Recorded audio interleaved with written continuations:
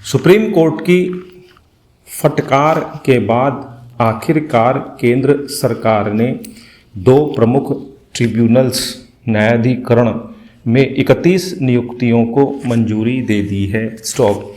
शीर्ष अदालत की ओर से बार बार ट्रिब्यूनल्स के खाली पदों की तरफ ध्यान दिलाने की नौबत पैदा होना वाकई चिंताजनक है। स्टॉप। कार्यपालिका के कामकाज को लेकर न्यायपालिका की तीखी टिप्पणियां पहले भी कई बार सुनाई दी हैं। स्टॉप। इस बार मामला सीधे तौर पर अदालतों से जुड़ा था। स्टॉप। इसलिए सुप्रीम कोर्ट को कड़े शब्दों में कहना पड़ा, लगता है कि इस अदालत के फैसलों का कोई सम्मान नहीं है। स्टॉप। आप हमारे धैर्य की परीक्षा ले रहे हैं। स्टॉप। आप नियुक्तियां नहीं कर न्यायाधिकरणों को कमज़ोर कर रहे हैं। स्टॉप। न्यायाधिकरणों के कामकाज से जुड़े कानून ट्रिब्यूनल लॉ को संसद में सार्थक बहस के बगैर पारित किए जाने पर भी सुप्रीम कोर्ट ने नाराजगी जताई थी। स्टॉप। कार्यपालिका की जिम्मेदारी है कि महत्वपूर्ण काम काज को वह प्राथमिकता के आधार पर निपटाए। स्टॉप। विडंबना है कि ऐसा नहीं होता। स्टॉप। पानी जब सिर के ऊपर से गुजरने लगता है, तभी वह सक्रिय होती है। स्टॉप। अदालतों में बढ़ते मामलों के बोझ को कम करने के लिए ट्रिब्यूनल्स की स्थापना की गई थी। स्टॉप। इनमें नियुक्तियों में विलंब के कारण कंपनी कानूनों और आयकर से जुड़े मामले भी अदालत पहुंच रहे थे। स्टॉप। कानूनों के तमाम प्रावधानों का पालन करते हुए नाम भेजे जाने के बावजूद नियुक्तियां न करने का कोई तर्कसंगत स्पष्टीकरण भी पेश नहीं किया जा रहा था। स्टॉप। अर्ध न्यायिक संस्था के तौर पर काम करने वाले सभी ट्रिब्यूनल पीठासीन अधिकारियों व स्टाफ की कमी से जूझ रहे हैं। स्टॉप। फिलहाल राष्ट्रीय कंपनी लॉ न्यायाधिकरण NCLT व आयकर अपीलेट न्यायाधिकरण ITAT में ही नियुक्तियां मंजूर की गई हैं। स्टॉप। ऋण वसूली न्यायाधिकरण, दूर संचार विवाद समाधान एवं अपील न्यायाधिकरण समेत बाकी न्यायाधिकरणों के खाली पद भरने की प्रक्रिया भी जल्द शुरू होने की उम्मीद की जानी चाहिए। स्टॉप। न्यायाधिकरणों की नियुक्तियों में विलंब का एक कारण कार्यपालिका पर कामकाज का बोझ भी हो सकता है। स्टॉप। सुप्रीम कोर्ट ने 1997 में एक मामले की सुनवाई के दौरान राष्ट्रीय न्यायाधिकरण आयोग NTC का विचार दिया था। स्टॉप।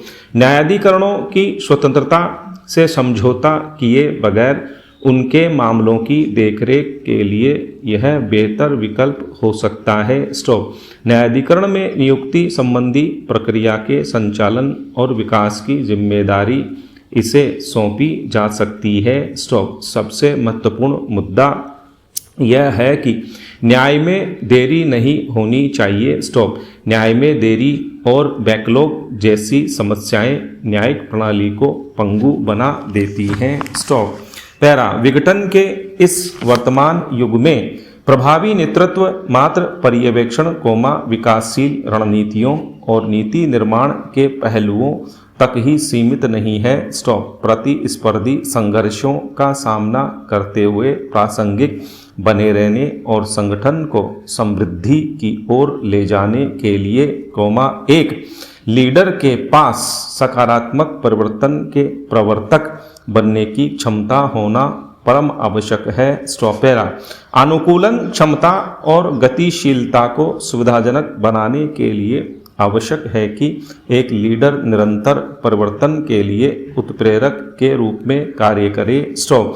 संगठनात्मक विकास और नेतृत्व के विद्वानों और विशेषज्ञों ने व्यावहारिक हस्तक्षेपों के महत्व पर बल दिया है, क्योंकि सबसे जटिल चुनौतियों और परिवर्तन की बाधाओं को मानवीय कारकों द्वारा प्रस्तुत किया जाता है, जिनमें परिवर्तन का प्रतिरोध, भय और अटकलों का प्रभुत्व शामिल है। इस प्रकार, एक लीडर को परिवर्तन के व्यावहारिक और मनोवैज्ञानिक पहलुओं की बारीकियों को समझने की जरूरत है। उन्हें अपने दृष्टिकोण को व्यापक बनाने की आवश्यकता है। लीडर सुनिश्चित करे कि वे अपने अधीनस्थों और साथियों के बारे में पूर्वानुमान न करें, आकलन न करें, भले ही वे परिवर्तन के लिए प्रतिरोध उत्पन्न कर रहे हों। सहानुभूति के भाव से एक लीडर को दूसरों के विचारों को समझने और वास्तविक मुद्दों को उजागर करने की आवश्यकता होती है।